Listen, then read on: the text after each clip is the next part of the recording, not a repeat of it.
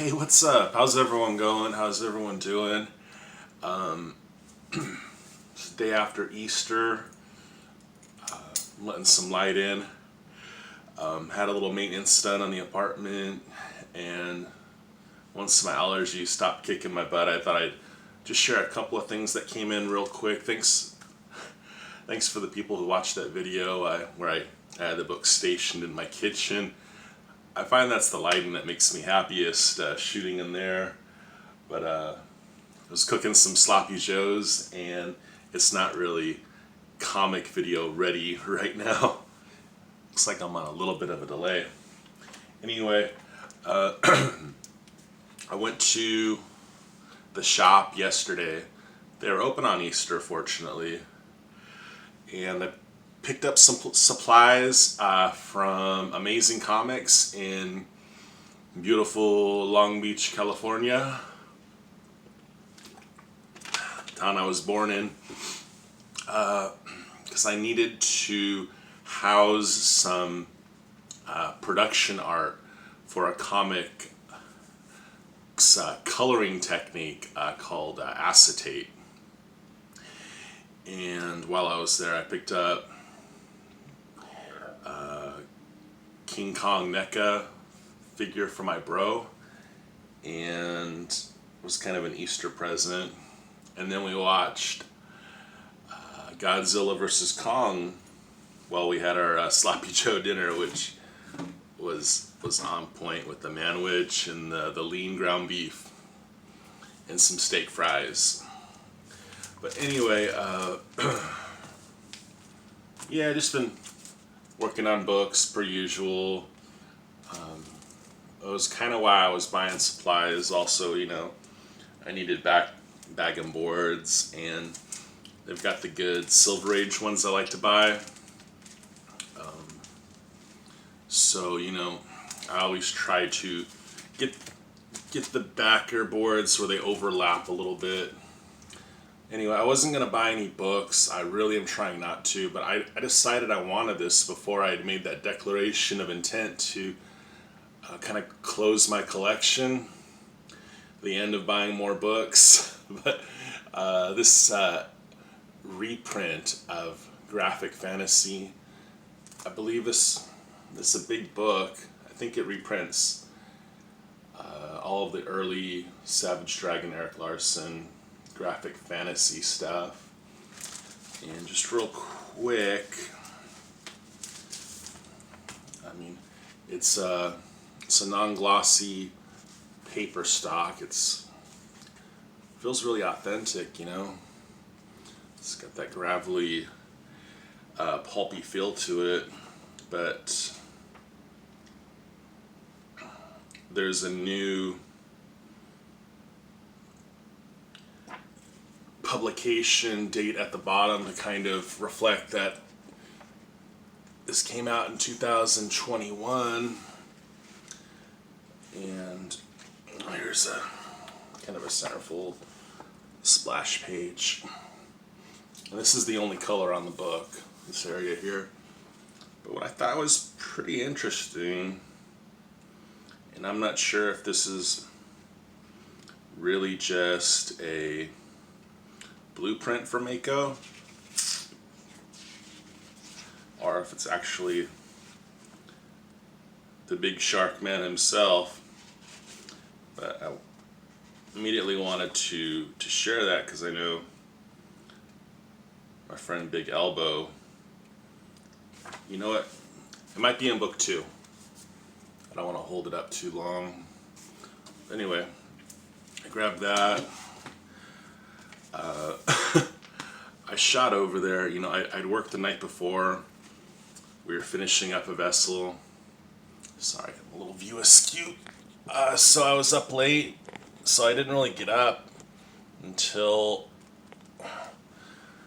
That's a little better. At least it doesn't look so rocky. I barely made it to the shop, so I didn't have a chance to pull any cash. And I called in advance because I figured these guys might want to get out of there. It was it was nice that they were open. I arrived about 5:30. Two guys were there, no customers except for me, and they were watching the 90s classic X-Men cartoon. And they looked like they were getting, at least the guy, the main guy behind the counter was getting a real kick out of it. So I kind of felt like, okay, I got a little time. I got my supplies, I walked around, was looking for a Grey Hulk, a Marvel figure, Grey She-Hulk for my brother. Excuse me, my allergies are beating me down. But yeah, they didn't have the She-Hulk. Found the King Kong for my bro, and honestly, I was kind of lollygagging because it was 9 months since I'd been in that shop or any shop. So comes time to pay. I bought 2 short boxes, so the guy that was getting a kick out of the X-Men episode, mainly, I think he was wooing over Storm. He assembled the short boxes for me, which was really cool. So I had something to put the supplies in. I go to pay, and I get my Green Dot card ready, my prepaid card, and lo and behold, they're not set up for it. I ask them, what can you do? PayPal? No dice, Jim Rice, and finally, can I shoot over to the bank? It's within the same lot, and the lot was empty, so I knew I could get over there and flash. But they said, it might be closed by then, because by then it was already 5 till 6. But ultimately I made it back, and was able to get my supplies and right out of there. But, oh yeah, the thing is,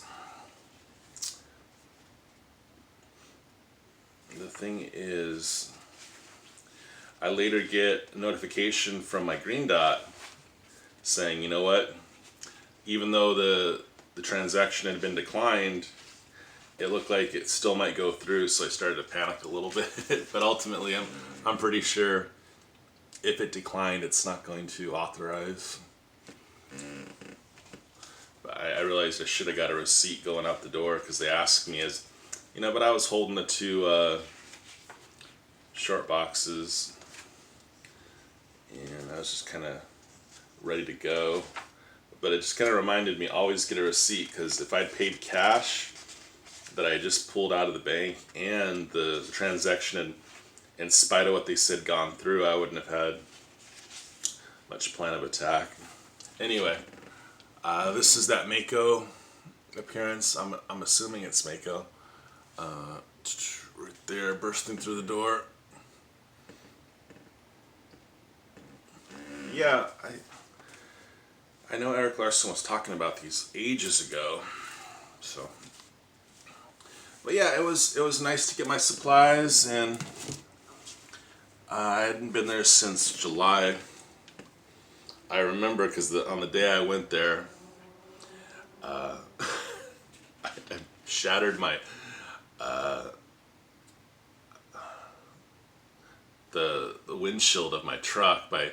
I guess there was a little crack already in the windshield, and when I went through the car wash on a July day in California, it shattered all the way across. Well, not just like what do you call it, a spider web crack, but like an actual. It looked like lightning striking. It was just a bold bolt. So I remember having to do that on the same day I'd last been at that shop, so about 9 months ago. Anyway, I got something pretty cool in the mail. That was my big story of going to a comic store in 2014. I almost didn't get my stuff because instead of just running over the bank real quick while they were still open, I was watching the X-Men cartoon, and just I guess just taking it in for a second, you know, being in a comic store. I guess for a lot of people it's pretty regular, common, basic thing. But I just don't want to leave and realize, ah, man, I forgot something. So this came in the mail today. It was a nice surprise. I guess they're starting over the Harley Quinn series. This is issue 1. And this is in the animated minimum. I guess this is still considered trade dress, but as little as they can put without calling it, you know, the virgin version. But it's Nathan Zerdy, and it came from these people, Fandom Toy Store. So I am expecting one last hurrah. I made the mistake of pre-ordering some Zombie Tramp books. Like, I didn't realize they were going to take this long. I think they were on like issue 75 at the time, and I ordered clear up to number 80. I know. But that's it's taking quite a while because Zombie Tramp doesn't even come out once a month. It comes out whenever they feel like it. They're not doing very well without Mendoza. I feel like it's a struggle for them just to find the will. I guess they kind of realized they should have treated him better, because you know they kept his character. So he decided he was going to go make his own characters elsewhere. So it's kind of like they didn't learn from their history, you know. They didn't pick up on how Marvel had done that to Jack Kirby, and that, hey, you know, when a guy makes a book under their label, let the guy keep his character, and maybe he'll, you know, treat him well, and they'll stick around. Be a good working relationship. Anyway, got more bags. The shop. These are the brand bags I like to use. Silver Age ones.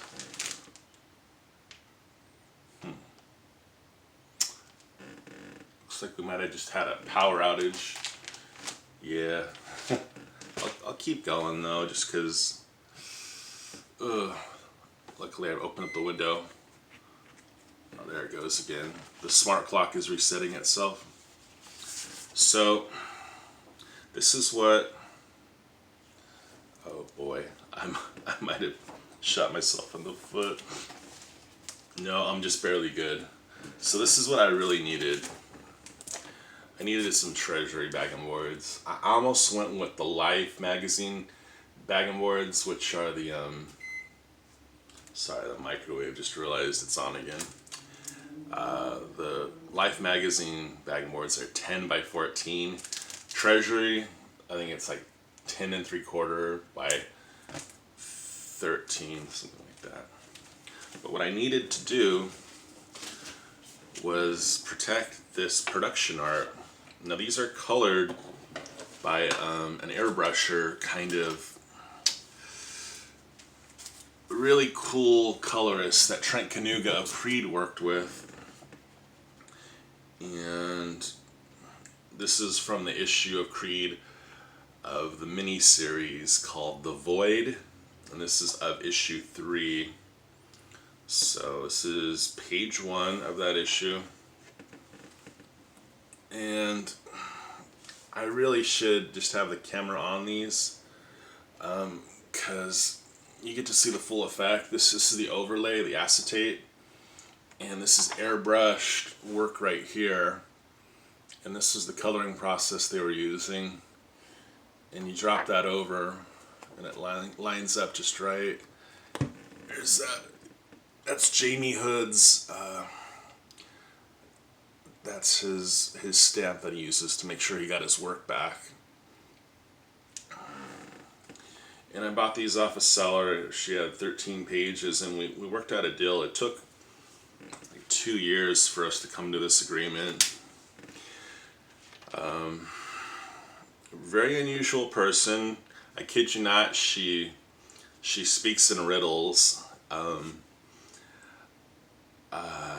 couldn't really figure out how to negotiate with a person who doesn't speak in a straightforward mannerism of communication.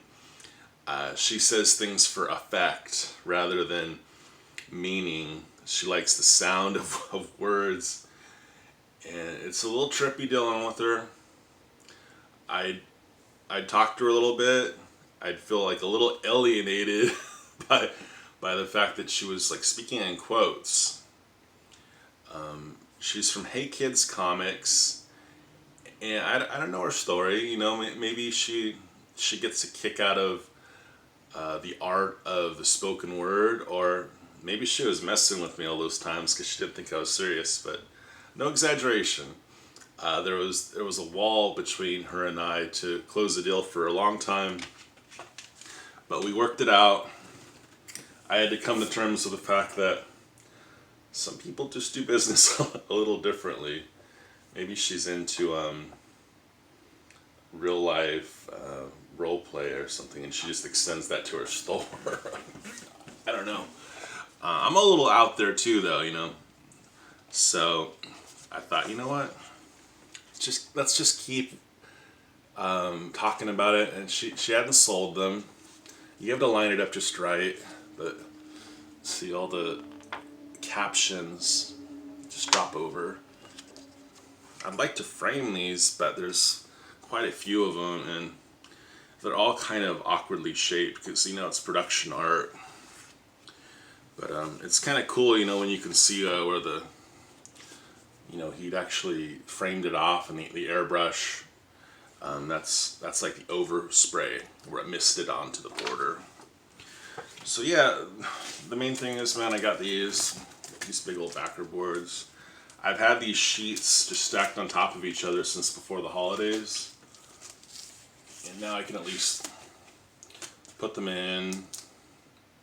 I have the original book somewhere. It's just, you know, like the third series of CreeD, issue 3. But honestly, I never even seen how brilliant these pages really were, because when they printed that issue of CreeD, they used, for whatever reason, they used a stock of paper that really didn't accentuate the colors.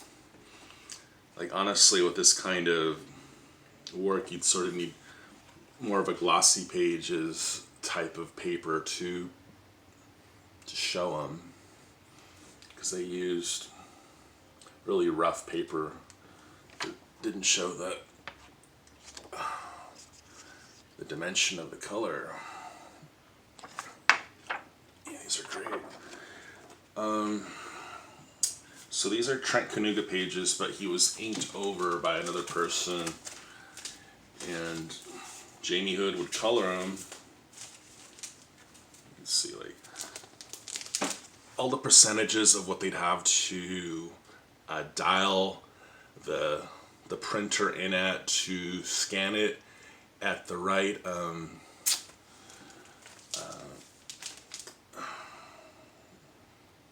you know, at the right enhancement to have it perfectly configure onto the pages. This is page 5. This is my favorite because I really got into tree frogs after this.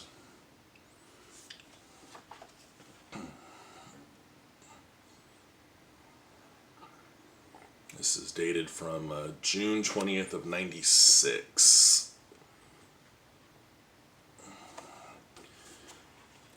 Yeah, just can't resist. You can see the airbrush work on there, and also some light touch up, because there was just a couple of things that right before it went to the printer, before they get the masters, this will be their final chance to catch any mistakes, determine. I think the editor probably had to look at them at Lightning Comics This one's mostly a sound effect.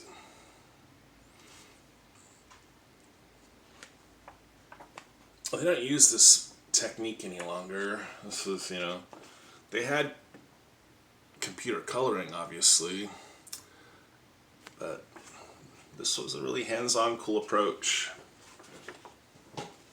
I'd asked Trent how he'd met the colorist, Jamie Hood, and he explained to me, this was before, Trent's really blown up lately. He does these tutorial videos, and he's relaunching CreeD in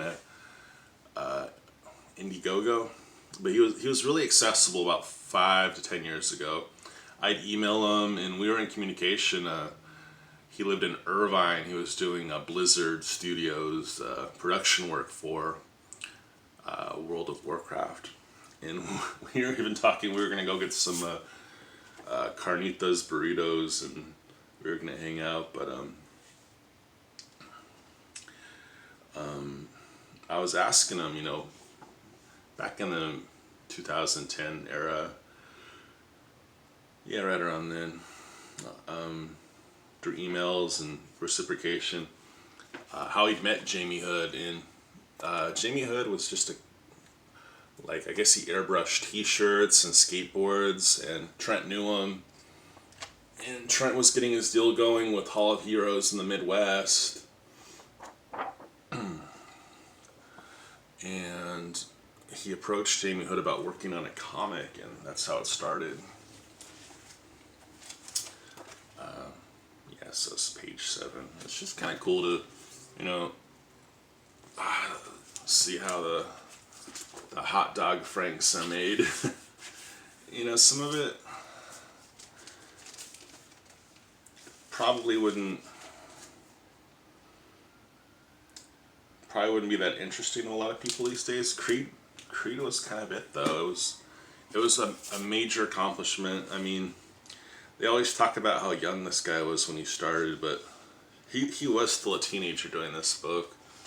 That made an impression on me. I just thought that was the neatest thing.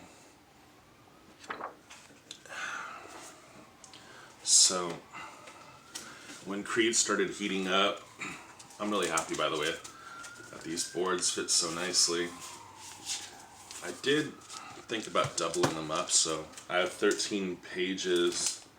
And I bought 26. I had to buy the bags too, but I think I might just double them up and use the remaining bags for something. I'm really glad I didn't go with the Life magazine ones, because they would have been way too big. I thought about getting the treasury-sized top loader stuff.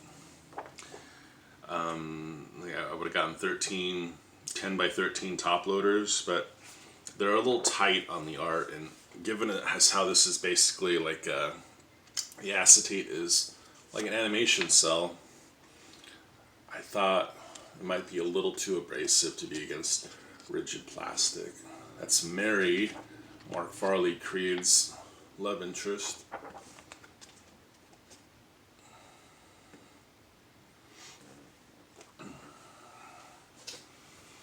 I was gonna ask Trent, what he thought of these pages, what he thought they were worth, but it's kind of, I thought that would have been poor form to have asked him, because these have been out of his hands for so long. Like, this was gonna be done at a 90% of, I guess, the original, 98%. I just thought, I don't want to ask him about these. I just use my best judgment. I have bought some of his old artwork from a TMNT book that he did. CreeD meets the Teenage Mutant Ninja Turtles. And that was cool. I sent him a picture of it. I think he wound up reposting it.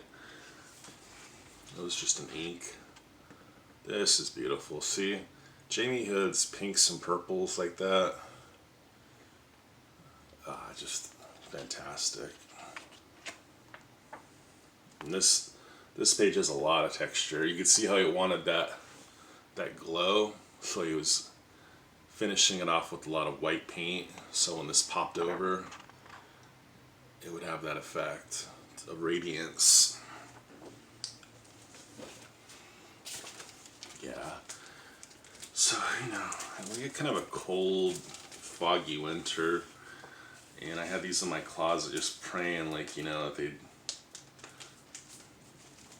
I would store them well, because I didn't want them to peel onto each other. Okay, this is page 13.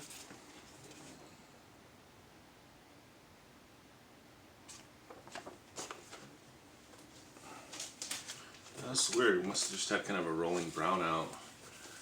It's a little warm. Maybe people are cranking their ACs, doing the laundry here. They have to generate the electric billboards just across the freeway there. Got about 3 left. Oh, maybe 4. Page 16. I really should show you the final artwork in the book, but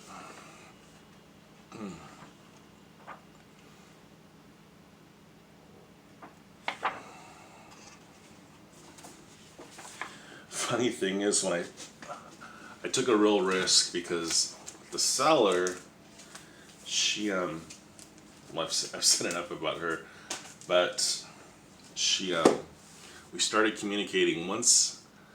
I guess she started emailing me direct, because she had my PayPal info.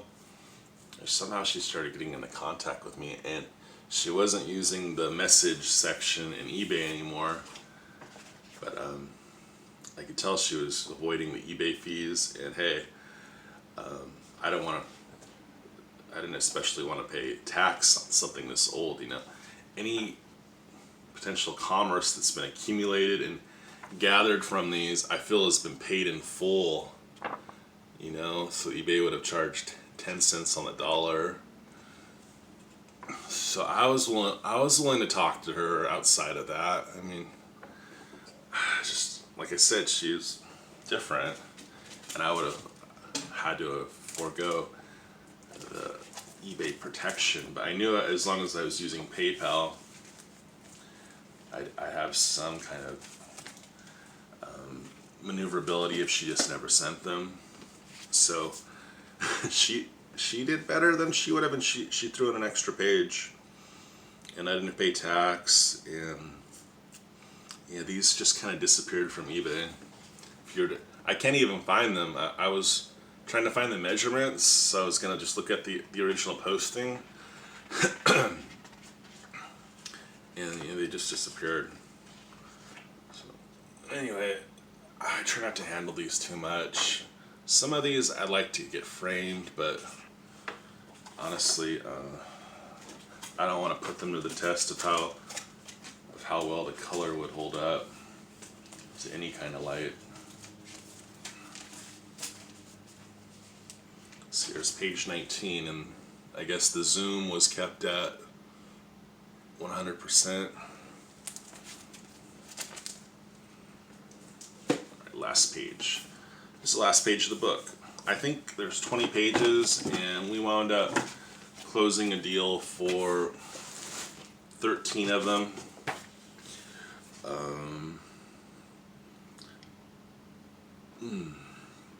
I love this page.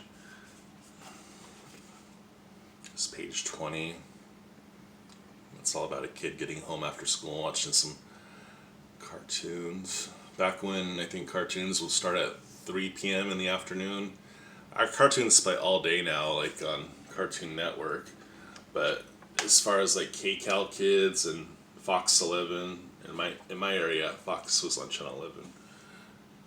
Cartoons would run from about 2 to 5, and then it would go into the news. Anyway, yeah,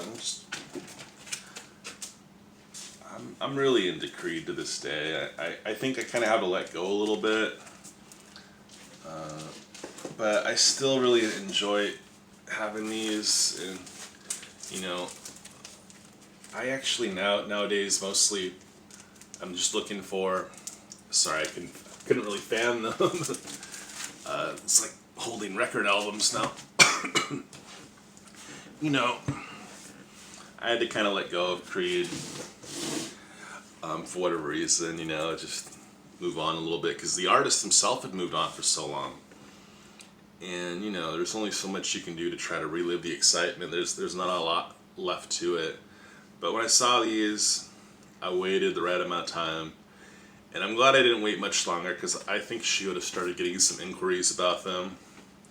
The same way Cyberfrog blew up, I think CreeD was picking up some interest. So yeah, finally got those. Finally went back to the shop, so I'm really stocked up on. I have like an arsenal of about 100, probably 130 bag on boards. So anytime I come across a book that's kind of got an old bag, I can usually salvage the board and just end up putting it behind the new board. I know there's questions of the acidity level on the board, but I like it when the board isn't that flexible. So doubling up pretty much works. And now I don't have to use those old bags, because as long as I'm working on the books and labeling them, I may as well put them in new bags, right? Anyhow, well, I'm surprised I got through that, even with the power crisis. Alright guys, thanks for watching. Sorry I haven't had a chance to respond to videos. When I see someone put up a video, I try to respond right after I watch it, but as far as responding to the kind comments on my own videos, I'm just a little bit behind right now. Anyway, you guys, have a great rest of the month. I guess we don't really have a holiday until like the end of May, Veterans Day. I'm sure, well, Mother's Day in the meantime. Yeah, Mother's Day is coming up, so cheers to that. Thanks for watching. I gotta go get some more blue tape. As you can see, I'm running a little low, so I gotta go to the Home Depot before they close and do that. And yeah, rock on. Thanks.